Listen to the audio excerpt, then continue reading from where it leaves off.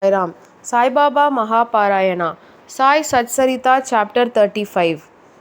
Tested and never found wanting. Kaka Mahajani's friend and master, Bandra Insomnia case, Bala Patil Nevaskar. This chapter also continues with the subject of the importance and effectiveness of Udi.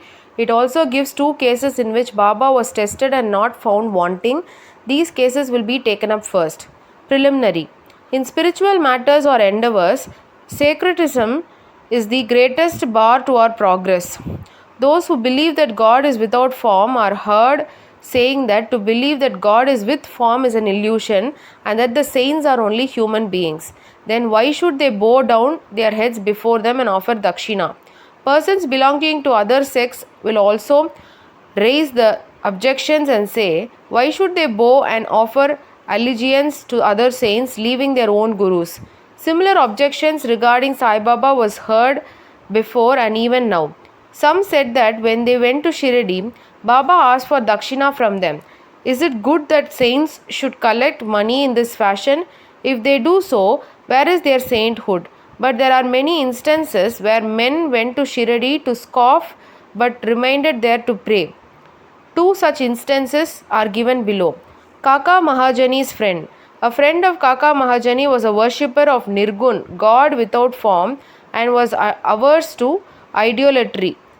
Out of curiosity, he agreed to go to Shirdi with Kaka Mahajani on two conditions, that he would neither bow down to Baba nor pay him any dakshina. Kaka agreed to these conditions and they both left Mumbai on Saturday night and reached Shirdi the next morning. As soon as they put their feet on the steps of the masjid, Baba looked at their friend at a little distance and addressed him in sweet words as follows. Oh, welcome sir, come, Ao ji. The tone in which he uttered these words was very peculiar. It exactly resembled the tone of the friend's father. It reminded him of his departed father and sent a thrill through his body. What an enchanting power the tone had! Being surprised, the friend said, "This is no doubt the voice of my father."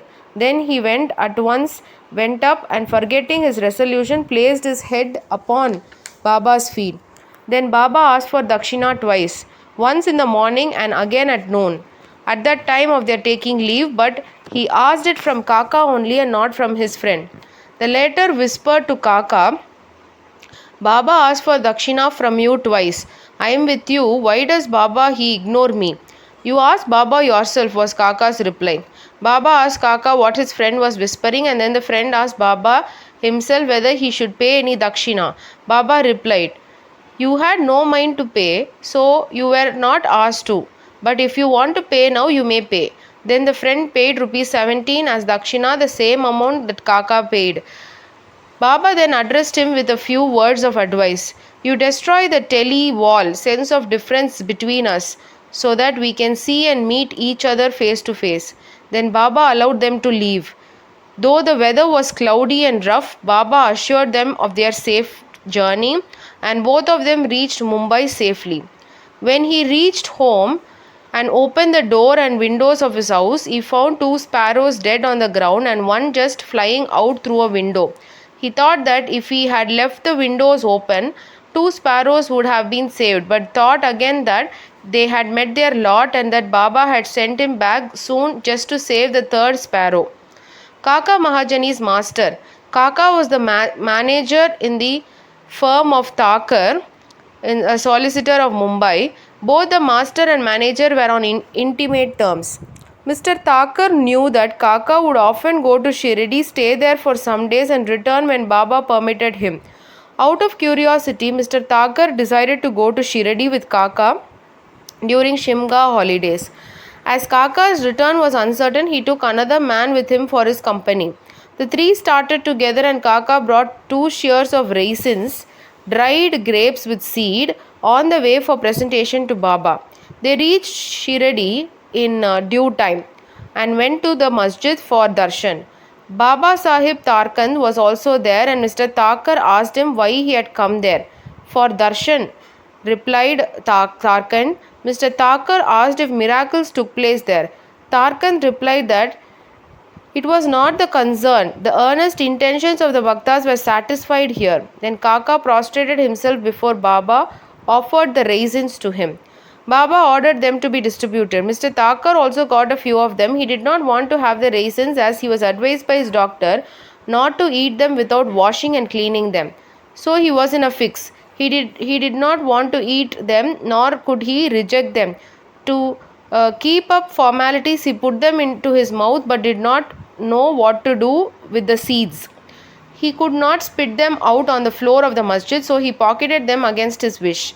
He then said in his mind that if Baba was a saint, how could he be ignorant of his dislike for the raisins and how could he force them on him? When this thought arose up in his mind, Baba again gave him some more raisins and he could not eat them but held them in his hand. Then Baba asked him to eat them up. He obeyed and found to his surprise that they were all seedless. He wanted to see miracles and here was one. He knew that Baba read his thought and as per his wish converted the raisins with seeds into seedless grapes. What a wonderful power. Again to test further, he asked Tarkan, who was sitting by and who also got the raisins, what kind of grapes you got? He replied, the variety with seeds. Mr. Thakur was still more surprised to hear this. Then to confirm his faith, further Thakur thought in his mind that if Baba was a real saint, the raisins should now be given to Kaka first. Reading his thought also, Baba ordered that the distribution was recommended commence from Kaka. These proofs were sufficient to Thakur. Then Shyama introduced Mr. Thakur as the master of Kaka, upon which Baba said, how could he be his master? He has got a different master altogether. Kaka appreciated this reply. After forgetting his resolve, Thakur saluted Baba and returned to the Vada. After the noon Aarti was over, they all went to the masjid for taking Baba's leave for the departure. Shyama spoke for them and Baba then spoke as follows. There was a fickle-minded gentleman. He had health and wealth and was free from both physical and mental afflictions, but he took on needless anxieties and burdens and wandered hither and thither, thus losing his peace of mind. Sometimes he dropped the burdens and at other times carried them again. His mind knew no steadiness. On seeing his state, I took pity on him and said, now keep your faith on one place you like. Why roam like this? Thakur at once understood that this was an exact description of himself. He wished that Kaka should also return with him, but no one expected that Kaka would be allowed to leave Shiradi so soon. Baba read this thought also and permitted Kaka to return with his master. Then Baba asked Kaka rupees 15 as dakshina and received it. He said, if I take 1 rupee as dakshina from anybody, I have to return 10 folds to him. I never take anything gratis. I never ask anyone indiscriminately. I only ask and take from him whom the fakir points out. If anyone is indebted formally to the fakir, dakshina is received from him. The donor gives, that is, sows his seeds only to reap a rich harvest in future. Wealth should be the means to work out dharma. If it is used for personal enjoyment, it is wasted. Unless you have given it before, you do not get it now. So the best way to receive is to give. The giving of dakshina advances vairagya, non-attachment, and thereby bhakti and dhyan. Give 1 and receive 10 folds. On hearing these words, Mr. Thakur himself gave rupees 15 in Baba's hand, forgetting his earlier resolve not to do so. He thought it was good that he had come to Shiradi, and as all his doubts were resolved and he learned so much. Baba's skill in handling such cases was unique. Though he conducted all that, he was totally non-attached to them. Whether anybody saluted him or not, or whether anybody gave him dakshina or not, all was same to him. He felt no pleasure if he was worshipped and felt no pain if he was disregarded. He had transcended the pairs of opposites, that is pleasure and pain, etc. Insomnia case. A Kashyata Prabhu, gentleman of Bandra, suffered from insomnia for a long time. As soon as he lay down for sleep, his departed father appeared to him in his dream, abused and scolded him severely. This disturbed his sleep and made him restless the whole night. Every night this went on and the man did not know what to do. One day he consulted a devotee of Baba in this respect. He recommended the Udi as the only infallible remedy he knew. He gave him some of the Udi and asked him to apply a little on his forehead before going to bed and keep the Udi packet under his pillow. He tried this remedy and found to his great surprise and joy that he had a sound sleep and there was no disturbance of any kind. He continued the remedy and always remembered Sai. Then he got a picture of Sai Baba which he hung on his wall near his pillow and started worshipping it daily, and on Thursdays offered garland, naivedya, etc.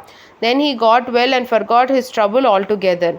Balaji Patel Neveskar. This man was a great devotee of Baba. He rendered excellent and selfless service. Every day he swept and kept clean all the passages and streets in Shiradi through which Baba passed in his daily routine. After him, this work was done equally well by another devotee, Radha Krishnamai, and after her by Abdullah. When Balaji reaped his corn every year, he brought the whole quantity and presented it to Baba. He returned with what Baba gave him back and maintained himself and his family with it. This course was followed by him for many years, and after him by his son also. Power and efficacy of Udi. Once it so happened that on Balaji's death anniversary, a certain number of guests were invited and the dinner was prepared for them. But at dinner time, it was found that thrice the number of people invited turned up, and Mrs. Neveskar was in a fix. She thought that the food would not suffice for the people assembled, and if it fell short, the honor of the family would be at stake. Her mother-in-law comforted her by saying, "Don't be afraid, it is not ours but Sai's food. Cover every vessel with cloth, putting some udi in it, and serve from the same without opening it. Sai will save us from ignominy." She did as she was advised, and it was found to their surprise and joy that not only did the food suffice for all, but plenty of it remained after serving. As one feels intently, so he realizes accordingly was proved in this case. Sai appearing as serpent. Once Raghu Patel of Shiradi went to Balaji Patel at Nevasi. That evening he found that a serpent entered the cowshed hissing. All the cattle were afraid and became restless. The inmates of the house were frightened, but Balaji thought that it was Sai who appeared in his house as serpent. Without being afraid in the least, he brought a cup of milk and placed it before the serpent said, "Baba, why do you hiss like this? Do you want to frighten us? Take this cup of milk, drink it with a calm mind." Saying this, he sat down close by. The other members were frightened and did not know what to do. In a short time, the serpent disappeared of its own, and nobody knew from where it went. It was not found, though a thorough search was made in the cowshed. Balaji had 2 wives and some children. They sometimes went to Shiradi from Nevasi for taking Baba's darshan. Then Baba brought saris and other clothes which were given to them with his blessings. Bo to Sri Sai, peace be to all. Om Sri Sai Ram.